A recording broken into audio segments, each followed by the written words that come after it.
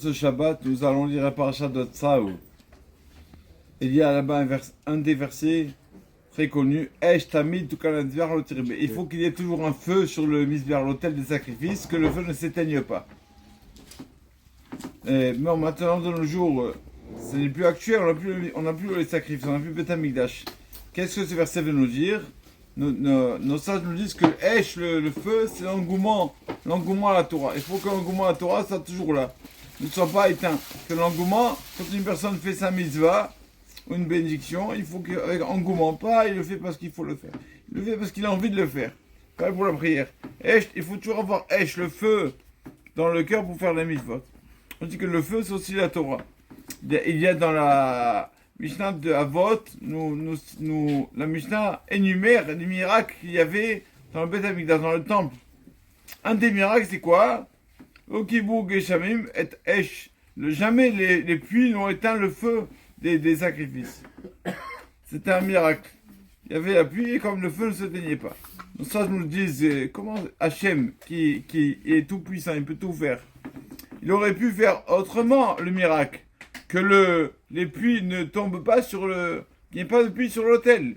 Pourquoi il a fait comme ça? Qu'il y ait de la pluie et qu'elle n'éteigne pas le feu. Il aurait pu faire qu'il n'y ait pas de pluie du tout. On dit que non.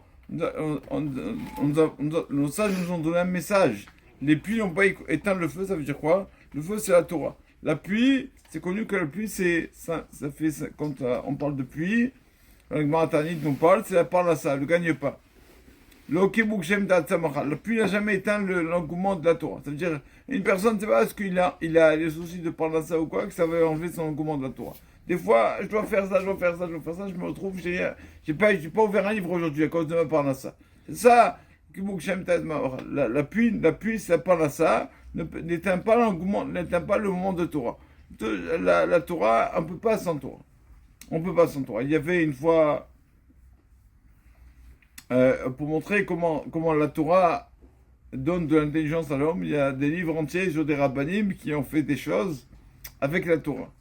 Et grâce à la Torah, l'intelligence de la Torah leur a donné. Il y avait un rav, et une fois, il y avait deux femmes qui viennent le voir et qui lui disent, Rabbi, il y avait sur le fil à étendre, comme ça on dit le fil, on met le fil à étendre, il y avait notre lessive. Il y a de la lessive qui a été volée. Pas tout. Il y a une partie qui est restée. La partie qui est restée, chacune dit que c'est à elle. Chacune dit que c'est la partie de l'autre qui a été volée, et la sienne qui est restée. Alors, et donc les deux femmes, quoi. Elle leur a dit, bon, laissez-moi quelques heures, je vais réfléchir, je vais voir qui a raison. Et chacune dit, non, celle qui est restée, c'est la mienne. L'autre, elle dit, la légitime qui est restée, c'est la mienne. Alors, qu'est-ce qu'il a fait le rave? Il a demandé à sa femme, est-ce que tu as des habits à étendre? Est-ce que tu as du linge à étendre? Oui, elle lui a dit oui. Lui a dit, mets-en quelques habits. Mets le linge que tu as à étendre aussi sur elle. Il dit à sa femme de mettre aussi le linge. De mettre son linge aussi. Et il fait revenir les deux femmes. Il leur dit, répétez-moi s'il vous plaît. Il prend la première femme, il dit, dis-moi, tout ça c'est à toi? Il dit, tout ça c'est à moi. Et elle vient chez l'autre.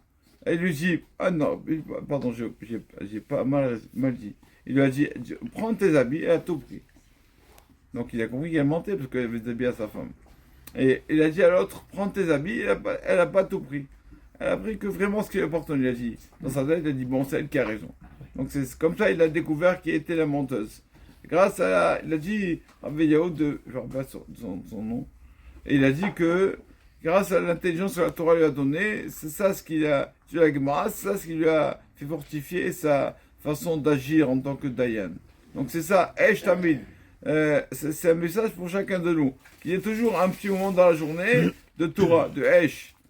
Parce que l'autre, il ne pas que la pluie éteinte, ça veut dire par ça, le travail, des fois, il ne faut pas qu'il prenne le dessus sur la Torah. C'est pour ça qu'il y a un Rav qui avait intitulé le Daf Yomi, la page du jour.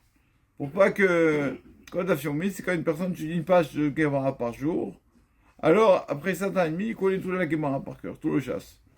Donc, ce Rav a institué ça pour ça aussi. Que les personnes qui, malheureusement, qui travaillent, c'est à travailler, il y a un moment d'études dans la journée. C'est pour ça qu'il a une des raisons qu'il a institué la Fiomi. Travailler à n'importe quel niveau. j'ai pas d'employé, sans employé, j'ai 1000 employés. Je garde mon moment pour moi.